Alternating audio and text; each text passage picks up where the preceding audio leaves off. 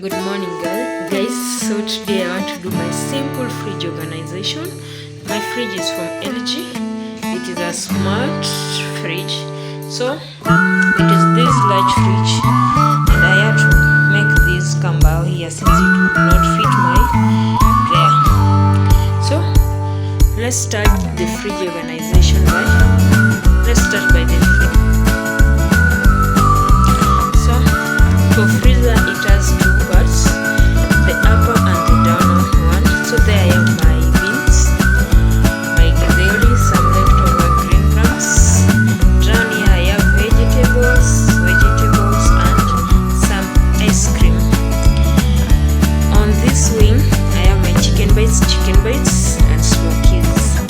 Yes, so for me I always buy my burger and some meat in bulk, so yani umejua just for the saving parts. Down here I have githeri.